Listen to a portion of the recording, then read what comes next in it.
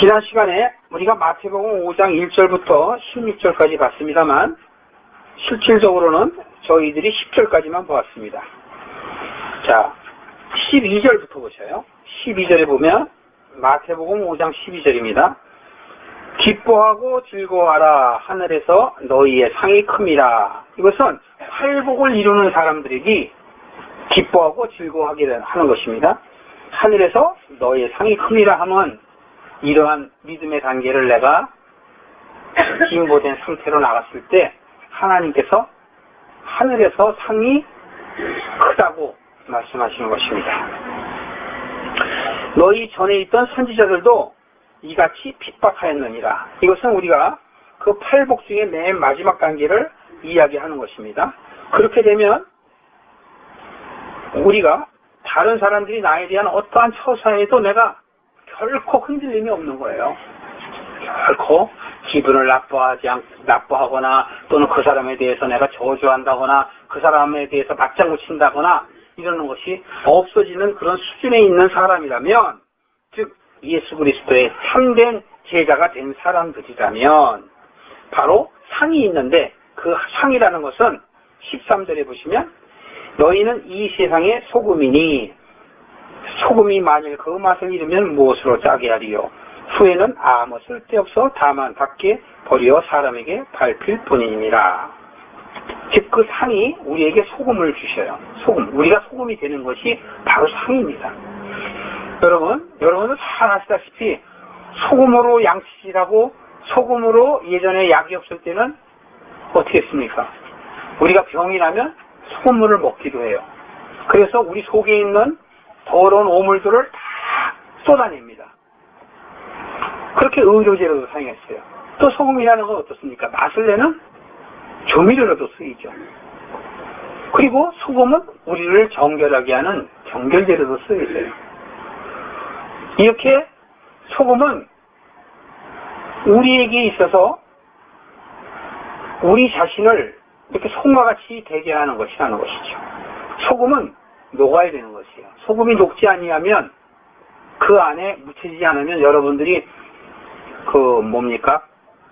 김치를 담을 때도 소금이 녹지 않고 그대로 있으면 그 배추가 어떻게 돼요? 그냥 뻣뻣한 대로 그대로 있지 않습니까? 이게 녹아져야 돼요. 소금이라는 것은 녹아져야 되는 것이에요. 그래서 또 우리들을 그 녹아지는 것처럼 우리의 마음을 낮추게 하시기도 하지만 또 소금을 아주 잘게 부수는 것이 가격이 비쌉니다. 그것처럼 우리는 잘게 부서줘야 돼요. 레위기 2장 13절에 보면은요, 그 하나님께서 정하신 제사의 법 중에서 소제가 있습니다. 소제. 그 소제는 바로 무엇이냐 하면 번제는 태워서 드리는 것이고 소제는 잘게 부숴서 드리는 거예요. 그래서 예물을, 즉 곡식이라든가 이런 자기들이 오늘 추수감사절로 되게 지내죠. 그 하나님께 드리는 곡물을 아주 잘게 부수는 겁니다. 그게 바로 소제예요. 소제라는 것은 모든 제물에 들어가요. 그렇게 중요한 것이죠. 그래서 우리가 소금이 되는 그러한 상을 주는 것이에요. 우리가 이 세상에서 영화를 누리고 우리가 나의 빛을, 나의 영광을 나타내는 그런 것이 아니라 그 상이라는 것은 이 세상에서의 소금을 주시는 거예요. 자, 두 번째 14절 보셔요. 너희는 세상의 빛이라 산 위에 있는 동네가 숨기우지 못할 것이요 사람이 등불을 켜서 발 아래 두지 아니하고 등경 위에 두나니 이러므로 집안의 모든 사람에게 비치느니라. 이같이 너희 빛을 사람 앞에 비치게 하여 너희로 너희 착한 행실을 보고 하늘에 계신 너희 아버지께 영광을 돌리게 하라. 이렇게 있습니다. 자, 너희는 뭐라고 얘기했어요?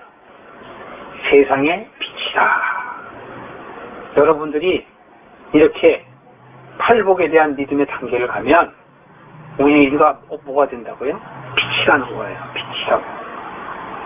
요한복음 1장 4절 여러분 너무너무 잘 아시죠? 하도 제가 말씀을 드려서 이제 외우시죠? 그리스도 안에 생명이 있으니 그 생명은 사람들을 비치는 빛이다 그랬잖아요. 사람들을 비치는 빛이다.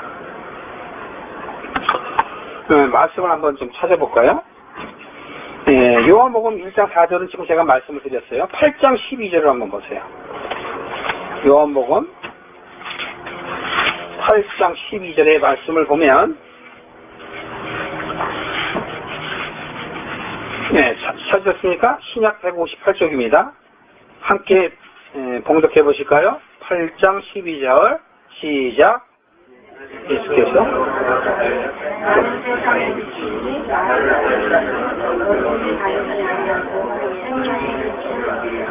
그렇습니다. 예수님께서는 이렇게 해요. 나는 세상의 빛이다. 나는 세상의 빛이기 때문에 나를 따르는 자는 어떻게 해주신다고 나타냈습니까? 어둠이 있지 않고 그 생명의 빛을 얻겠다라는 것이에요. 우리가 그리스도를 따르는 자가 크리스찬이죠. 그러니까 우리가 크리스찬이 된다면 우리는 어둠에 있는 사람이 아니고 밝은 생명의 빛이 있는 거예요. 그래서 다시 우리가 마태복음 5장 14절로 오면 세상의 빛이라는 거예요. 우리가. 그런데 그 세상의 빛은 어디에 비친다고 그랬어요? 산 위에 있는 동네가 숨기지 못할 것이다. 또는 높이 등불을 들어서 집에 올려 붙이면, 지금 여기도 보면 형광등이 위에 있으니까 보이지, 이게 아래에 있으면 어둡지 않겠습니까? 모든 것이 다 밝아진다라는 것이에요. 그러니까 우리가 빛이 하는 것이죠. 빛. 하나만 더 찾아보겠습니다. 요한일서 1장 7절 한번 보시겠어요? 요한일서, 성경 맨 뒤편 요한계시록 바로 앞에 있습니다. 신약의 389쪽 되겠습니다. 1장 7절 한번 보셔요. 저가 빛 가운데 계신 것 같이 우리도 빛 가운데 행하면 우리가 서로 사귐이 있고 그 아들 예수의 피가 우리를 모든 죄에서 깨끗게 하실 것입니다. 이렇게 얘기했어요. 우리가 빛 가운데 있으면 우리의 모든 죄가 다 사해진다는 것이에요. 그래서 우리가 출애굽기를 통해서 그 보혈의 피를 다른 이스라엘 백성들의 집에는 죽음이 넘어가잖아요. 그래서 그 6월절이라고 하지 않습니까? 6월절. 6월절이라는 것은 예수님의 보혈의 피, 즉 속죄제인 그 양의 피를 문설주와 인방에 바르는 거예요. 기둥과 머리 위에다 발라. 그러면 하나님의 사자들이 그것을 보고 넘어갔단 말이에요. 자, 바로 그건 뭐냐면 구별됨을 의미하는 거예요. 세상 사람들과 크리스찬은 구별된 거예요. 세상 사람들은 우리가 출애굽 때 보면 애굽 사람들을 얘기하고 그들은 죽어요. 그래서 모든 사람들이 다 죽잖아요. 그런데 이스라엘 백성들은 다 살잖아요. 그게 바로 구별됐다는 거예요. 우리의 삶에, 우리 육신에 이 장막을 입고 있는 그런 죽음을 얘기하는 것이 아니고 영적인 걸 얘기하는 거예요. 우리가 육체의 장막, 즉 이 몸을 벗게 되면 우리가 가는 길은 천국이어야 되는 것이죠. 우리가 가는 길이 만약에 크리스찬이 아닌 사람들은, 악인은, 애국 사람들은 어디로 갑니까? 그건 다 하나님의 나라에 들어가지 못해요. 사단의 나라에 들어갈 수밖에 없으시죠. 그렇게 하나님께서는 우리에게 은혜를 허락하시는 것입니다.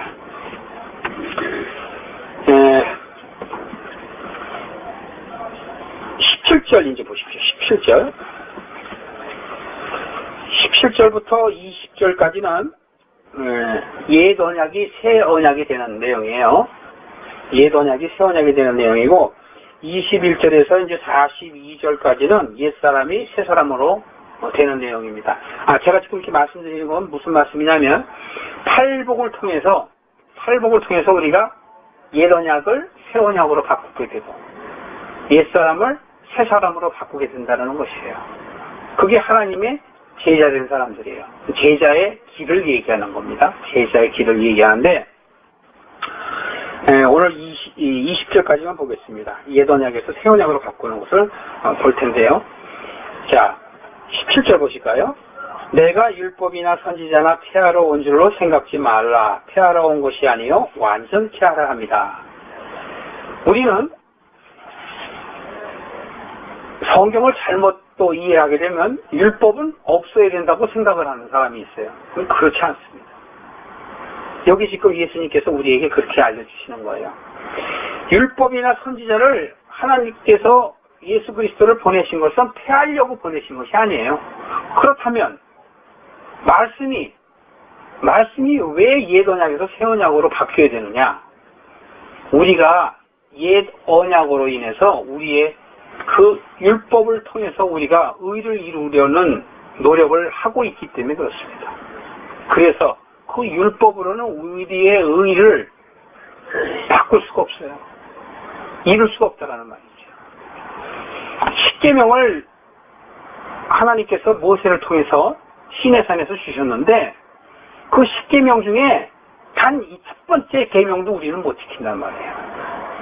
왜요? 하나만 예를 들어볼까요? 나 외에 다른 신을 섬기지 말라 그러잖아요. 그런데 수도 없는 사람이 다른 신을 섬기죠. 다른 하나님을 섬긴단 말이에요. 하나님의 말씀도 우리가 곡해하고 왜곡하면 다른 하나님이에요. 정확한 성경에 있는 하나님의 말씀을 이해를 해야지 그것을 엉뚱하게 해석을 해버리고 육적인 생각으로 자기가 받아들이면 그거는 엉뚱한 다른 하나님을 섬기는 거예요.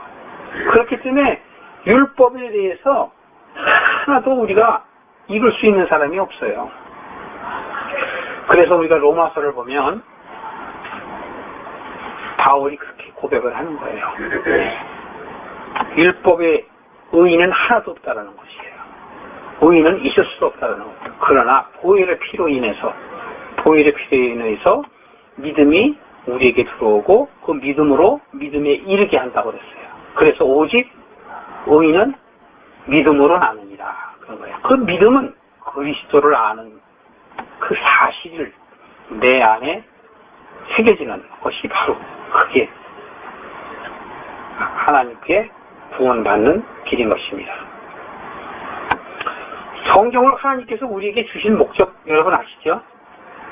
성경을 하나님께서 왜 우리에게 주셨어요? 말씀 보세요. 네?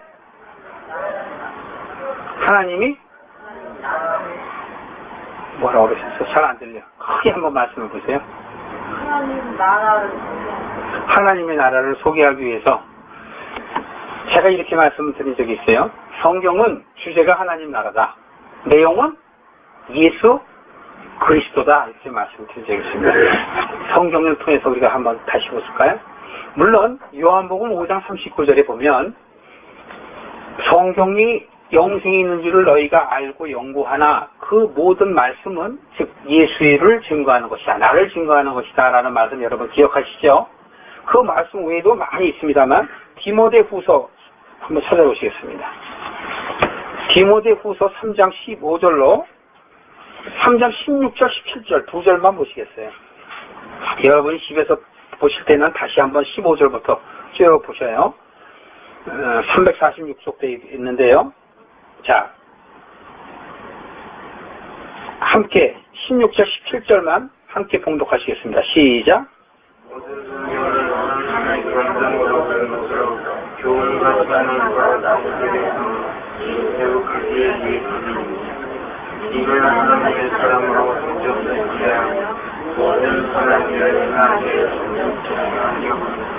예, 모든 성경은 하나님의 감동으로 했는데 어떤 것이냐? 교훈과 책망과 바르게 합니다. 비유를 맞추는 것이 아니고 교훈하고 책망하고 바르게 하고 의로 교육하기 위해서 성경을 우리에게 주셨다라는 거예요. 성경을 통해서 우리로 하여금 깨닫게 하기 위해서 주는 거예요. 그러니까 우리는 무엇이든지 예수님은 사랑이라 그래서 그 사랑으로 모든 걸 다 덮으려고 그러는데 본질을 알고 덮어야 되는 거예요. 본질을 모르고 덮으면 안 돼요. 본질을 모르고 덮으면 이 안에 정말 우리가 바르게 돼야 되는 것, 그런 것을 빼놓고 자기 합리화를 시키는 그런 육적인 생각을 하면 안 된다. 17절 보셔요. 하나님의 사람으로 온전케 하며 모든 선한 일을 행하기에 온전케 합니다. 두 가지예요. 성경을 주신 건 뭐예요? 하나님의 사람으로 만들게 하기 위해서. 그런데 어떤 사람으로? 온전한 사람으로. 온전한 사람. 여러분들이 온전하게 되기를 하나님은 원하시는 거예요. 두 번째는 선한 일을 하는데도 계산하지 않고 온전하게 하기 위해서. 예. 그러니까 결국은 온전하게 하기 위해서, 온전하게 하기 위해서이신데, 두 가지를 나눈다면 하나님의 사람이 되게 하시고 선한 일을 온전하게 하시기 위해서 우리에게 성경을 주셨다라는 거예요. 근데 그 안에 내용을 보면 교훈하고 책망하고 의로 세우고 바르게 하기 위해서 그런 방법을 통해서 우리도 하여금 온전하게 된다는 것이에요. 그렇기 때문에 잘못된 사람에게 자꾸 그냥 좋은 쪽으로만 얘기해서는 안 되는 거예요. 그래서 말씀을 통해서 그들이 잘못 가지 않도록 교훈하고 그들에게 알려주는 인도하는 인도자들이 되시기를 주님의 이름으로 축원합니다. 자, 한 가지만 더 예를 들고 마치도록 하겠습니다. 누가복음의 말씀인데요. 누가복음 그 16장에 있는 말씀을 갖고 여러분들하고 한번 나눠보겠습니다. 여러분이 잘 아시는 내용인데요. 그 누가복음 16장 그 19절에 보면 거지 나사로와 부자를 비유하는 그 예수님의 말씀이 나옵니다. 어느 날 이 세상에서 정말 부족함이 없이 풍족한 생활을 누리고 매일매일 연애로서 자기의 삶을 살아가는 부자가 있었습니다. 저를 보세요. 성경책을 뒤져서 보시고, 이제 제가 말씀드리는 기록만 했다가 이렇게 갖다 보시면 돼요. 이 세상을 아주 넉넉히 살면서 다른 사람들이 보기에도 저 사람은 참 부자다. 또 자기 스스로도 자기 자신이 꽤 잘난 사람으로 생각을 하며 살아가는 부자가 있었다는 것입니다. 그런데 나사로라는 거지가 있었어요. 이름이 좀 동명이인입니다. 죽었다가 살아난 마리아의 오빠도 나사로죠. 근데 여기에서는 다른 사람을 얘기해요. 이 거지 나사로가 그 부잣집에 가요. 부잣집에 가서 거기서 떨어진 음식이라도 먹고 좀 배를 부르려고 합니다. 그런데 얻어먹을 게 없어서 거기서 체념하고 있는 불쌍한 그 거지에게 개들이 와서 그 상처들을 막 핥아버려요. 그게 얼마나 괴롭습니까? 근데 그 의미는 영적인 의미로 여러분이 보시게 돼요. 그 말씀 뭐냐면 그 거지 나사로는 마음이 가난한 사람을 얘기하는 거예요. 우리가 지금 팔복을 보면서 마음이 가난한 사람들이 뭐예요? 내가 성령이 내주하지 않거나 성령이 충만하지 못해서 마음이 가난한 사람을 얘기하는 거예요. 그러니까 이 거지 나사로는 자기가 말씀이 부족하고 말씀을 갈망하는 사람을 이야기하는 거예요. 그래서 부잣집에 갔어요. 근데 그 부잣집은 말씀이 그 안에 충만한 그런 부자가 아니고 세상적인 부자라는 얘기죠. 그러니까 먹을 게 없죠. 부스러기도 먹을 게 없어요. 그런데 그 개라는 것은 바로 부자들을 추종하는 세력들을 얘기하는 거예요. 세상을 얘기하는 거예요. 도리어 나를 힘들게 하는 거죠. 나는 말씀을 원해서 갈망하고 갔는데 엉뚱한 말만 하는 거예요. 그게 오늘날에도 교회에서 잘못 말씀을 전하면 똑같은 거예요. 말씀을 얻으러 갔는데 말씀을 얻지 못하고 도리어 세상 것들만 받아먹어. 그러니까는 고뇌하고 지치고 낙마하고 있는 그 사람들에게 또 옆에서 와서 꼰질르죠. 이래야 된다 저래야 된다. 그러니 얼마나 화가 나겠어요. 그게 바로 누구예요? 애통해하는 거예요. 그게 하나님이 그런 사람들에게는 위로를 주신다라는 것이죠. 팔복에 우리가 배웠습니다만. 그런데 그 거지 나사로가 먹을 게 없어요. 그런데 거지가 죽었어요. 그리고 부자도 죽었습니다. 아주 동화책 얘기 같죠. 예수님이 비유로 하신 것이니까. 그런데 거지는 아브라함의 품에 안겼고 부자는 음부에 빠져버렸어요. 음부에 빠져서 불구덩이 속에서 너무너무 괴로워갖고 아버지 아브라함이요 이럽니다. 아브라함은 믿음의 조상이죠. 이 사람도 역시 유대인이기 때문에 아브라함이 자기네 조상인 걸 알아요. 아버지 아브라함이요, 그 나사로가 당신의 품에 있는데 당신이 직접 하시기 싫으시면 나사로를 시켜서라도 그 손에 물을 하나 찍어갖고 내 입에 넣어주세요. 그러면 내가 너무너무 좋겠습니다. 이렇게 얘기를 합니다. 그랬더니 아브라함이 말씀하시기를 이렇게 얘기해요. 너는 이 세상에서 좋은 것을 네가 누리지 않았느냐? 그러나 나사로는 고난을 받았다. 왜? 말씀을 찾기 위해서 고난을 받은 거예요. 그렇기 때문에 고난은 우리에게 인내하는 마음을 갖고, 인내는 우리에게 연단하게 되고, 연단은 우리로 하여금 소망을 갖게 하는 거예요. 천국에 들어갈 수 있는 소망. 바로 거지 나사로는 천국에 대한 소망을 갖고 말씀을 갈망하고 말씀을 얻어먹기 위해서 노력을 했다라는 사람이에요. 그렇기 때문에 그는 믿음의 조상이고 말씀의 조상인 아브라함의 품에 안겼다라는 것이지요. 아브라함은 누구의 품에 안겨요? 그리스도의 품에 안기죠. 결국은 그리스도의 품에 안겼다라는 의미를 얘기하는 것인데요. 그 부자에게 그렇게 얘기하는 겁니다. 그렇게 할 수가 없다. 그렇게 얘기했더니 이 부자가 이렇게 얘기합니다. 정말 여기서 너무너무 힘드니까 만약에 죽었다가 살아나서 세상에 가는 사람이 있으면 내 고향에 가면 내 5 형제가 있습니다. 걔네들만큼은 이곳에 오지 말게 해주세요. 내가 너무 이곳에 힘든 것을 정말 알리고 싶습니다. 그렇게 해주십시오. 이렇게 얘기를 해요. 그랬더니 아브라함이 뭐라고 그러냐면 선지자에게 그 말씀을 들어야지 내가 하는 것이 아니라고 이야기를 합니다. 우리는 지금 말씀을 보면서 항상 선지자와 율법이 따라갑니다. 율법. 그러니까 율법을 피하는 것이 아니에요. 율법과 선지자가 같이 가요. 그 율법은 바로 무엇을 의미하냐면 모세를 나타내는 것이에요. 율법은 모세를 나타내는 것이에요. 그리고 선지자는 말씀을 나타내는 것이에요. 그 선지자 중에서 대표적인 선지자가 바로 엘리야죠. 예, 지금은 잘 이해가 안 되시지만 그냥 듣고만 넘어가시기 바랍니다. 모세는 옛 언약을 새 언약으로 바꾸는 역할을 하는 사람이고, 엘리야는 옛 사람을 새 사람으로 바뀌는 역할을 하는 사람이에요.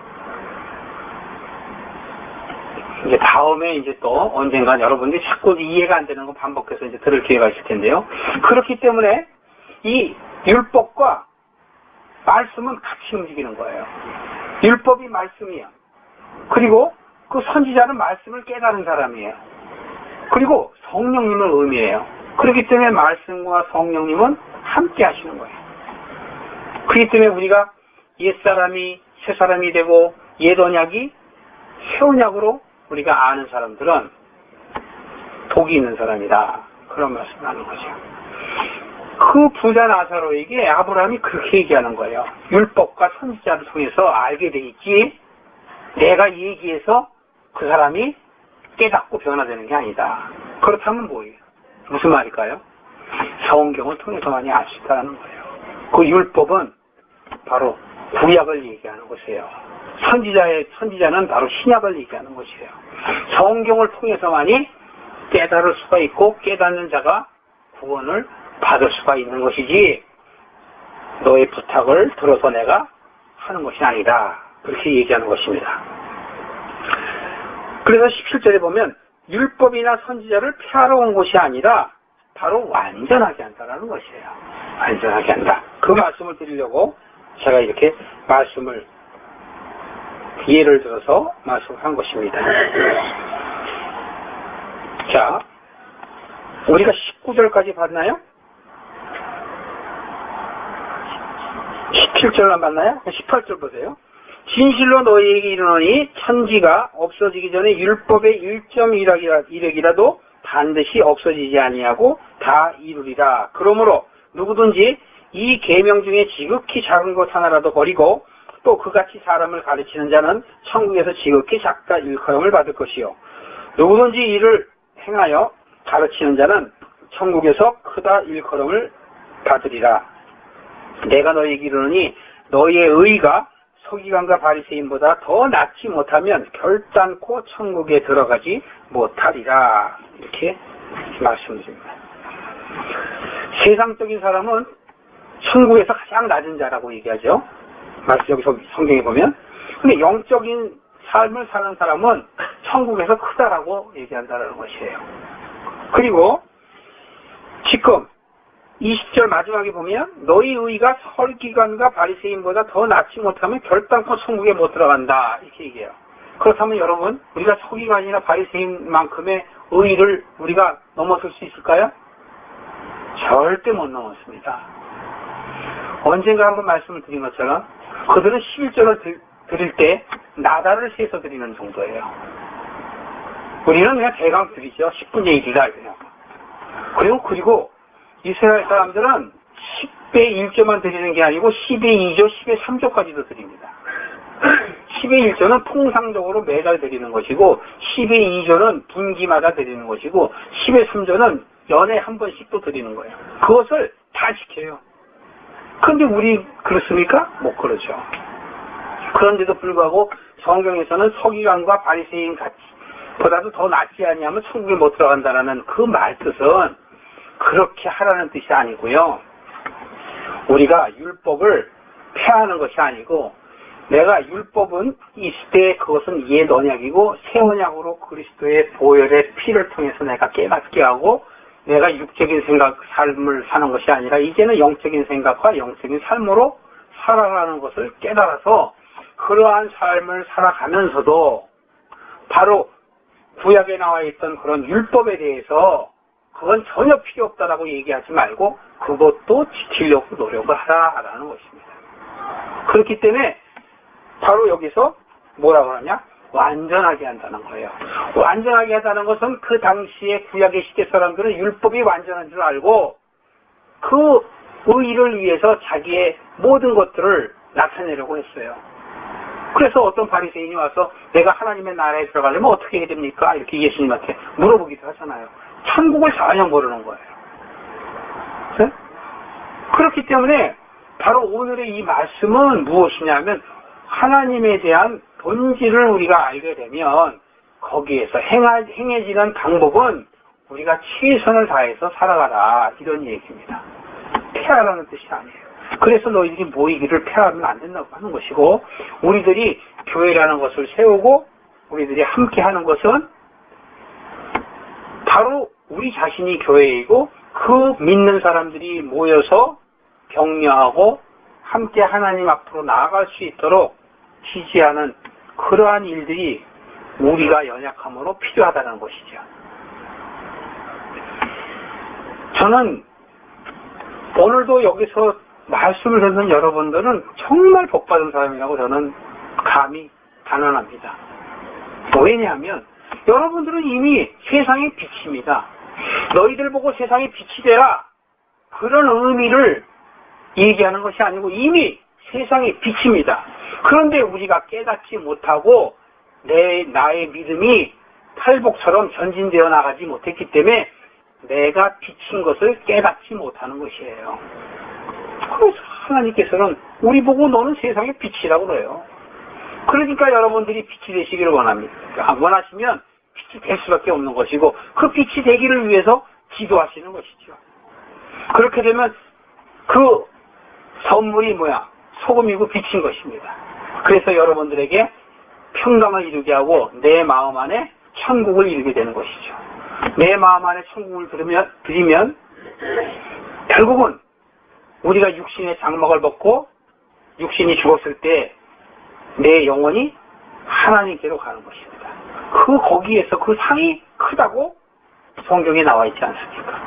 여러분들이 그 하나님의 상을 사모하는 참된 교회의 성도님 되기를 주님의 이름으로 축원합니다.